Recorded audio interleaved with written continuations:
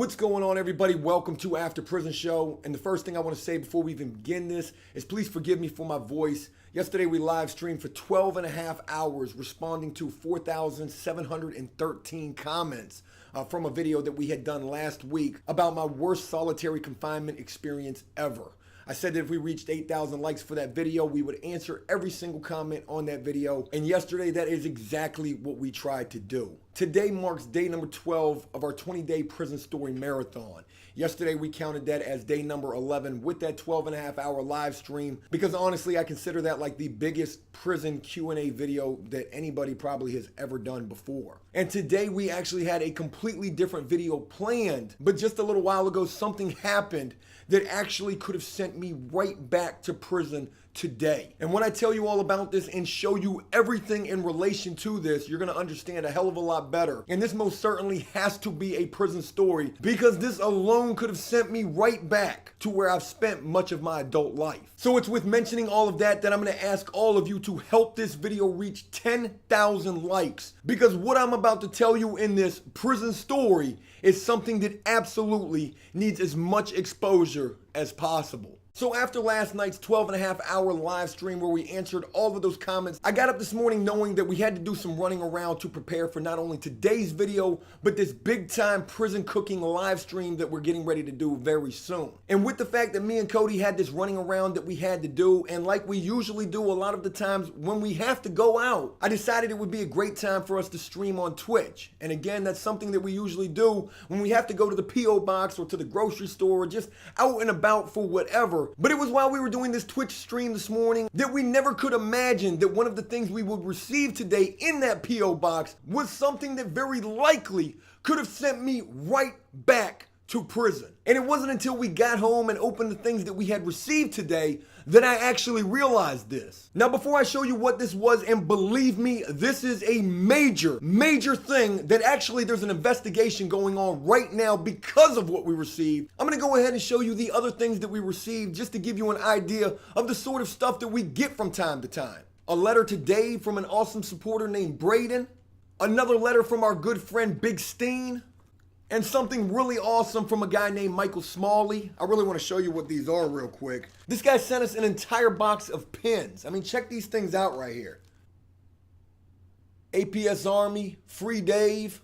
We got an entire box of these pins from this awesome supporter, again by the name of Michael Smalley, who said that we could do whatever we want with these, give these away to all of you out there. And I think that's exactly what we're gonna do with these. But there was one final thing that we received in the P.O. box, and it came inside of this envelope right here. Now, when I first saw this envelope, I figured it was probably some artwork that somebody had sent me. And when I looked inside of it, there was no artwork. There was only one thing inside of this envelope.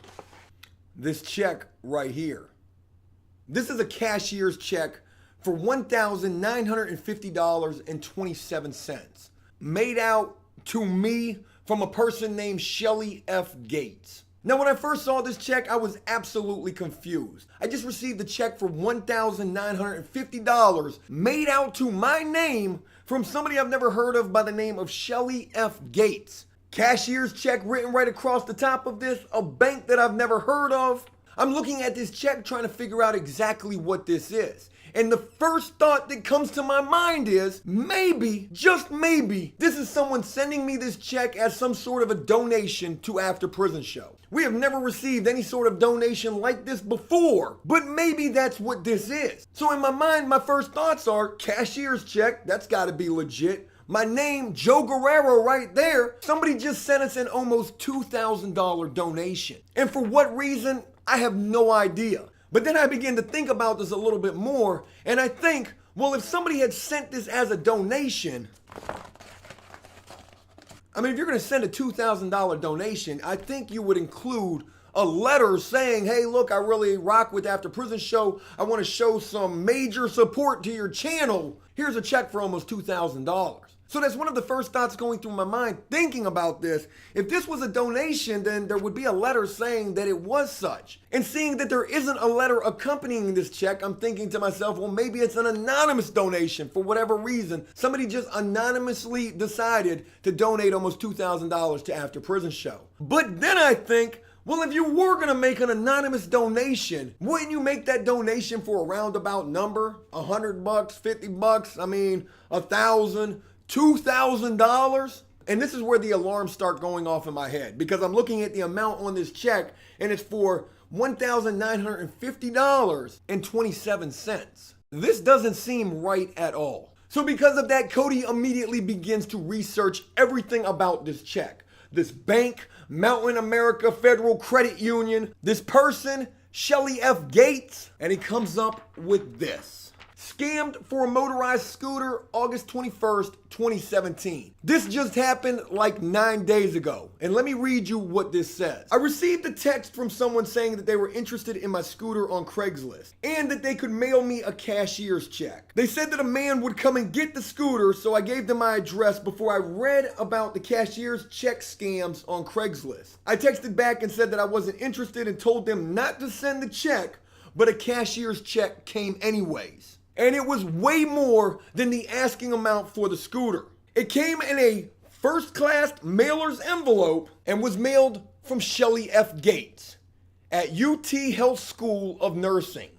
First-class mailer envelope mailed to Joe Guerrero from some school of nursing in Austin, Texas. I called the school and they say they have no employees or students with that name. I received another text, this time from 218-331-1931. The first text was from a different number. I tried calling the number back and it was disconnected. I won't bother trying to cash this check. Cody ends up calling the bank on this check, this Mountain America Federal Credit Union. He speaks with some woman, and this woman tells him that something like a year ago, the data from this bank got breached. And then I think they had some scammer incidents that happened during that time, but nothing recently, until all of a sudden, this check shows up in the After Prison Show P.O. box. They said they'd never heard of this Shelly F. Gates, or this School of Nursing in Austin, Texas.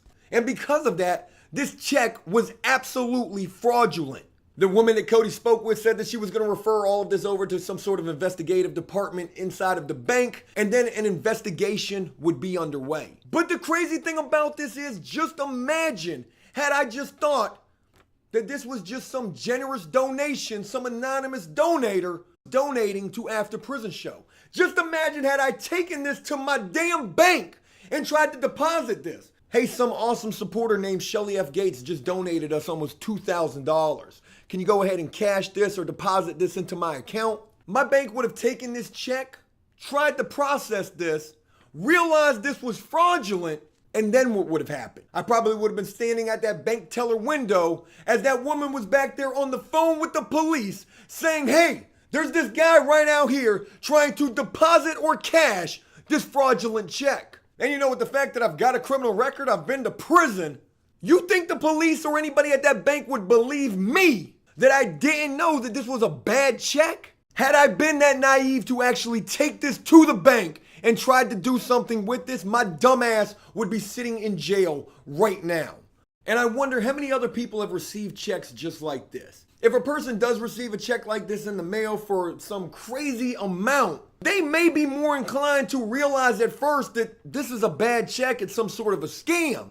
But I'm receiving this in the P.O. box for After Prison Show thinking at first, I can't even believe I'm this stupid to think this, that this might just be some sort of a donation from a supporter of After Prison Show. And had I carried on that same line of thinking, again, my dumb ass would definitely be sitting in jail right now because I tried to go put this in the bank. I mean, this damn thing looks legit to me. And you know, think about this too. Like, what if Cody wasn't able to find this information that we just read about this scooter situation?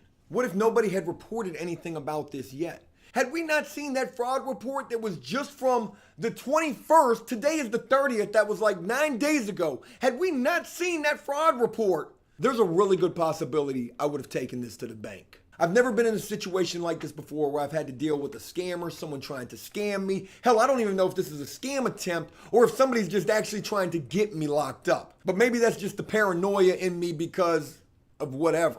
But with this story that I've just told you, I want to leave all of you with a question. What if it had been you who received a check like this? Would you have known this was a fake? And if you would have, How would you have known? What would be the telltale sign that would tell you this is some sort of a scam or fraud attempt? And I hope that you will comment down below so that others can see this just as I see this, because I think people need to be made aware of just how easily something like this can end up in your hands and could cause a detrimental outcome. Like, I don't know what happens from here. I don't know if the police get involved. I'm sure we're going to be talking to the police. Cody, do you feel like the police will be... If it turns out to be fraudulent, they will most likely want us to report it to our local police department. Cody says that if this does turn out to be fraudulent, like we can only imagine that it is, we'll then be dealing with the police. And who knows, maybe with us actually receiving this check and by the grace of God that I didn't do anything with this, maybe we'll help expose some scam and fraud shit that's trying to be carried out. Hey, look, that's it. I can hardly talk at this point. My voice is definitely going. I hope you enjoyed this video and got something from it. And if you did so, please leave a like and a comment. Again, help this video reach 10,000 likes so that people can be made aware of the shit that people are actually trying to pull over on people who may be unsuspecting. As always, until next time, enjoy life, the free world. Never take a moment for granted and make the most of every day. Peace!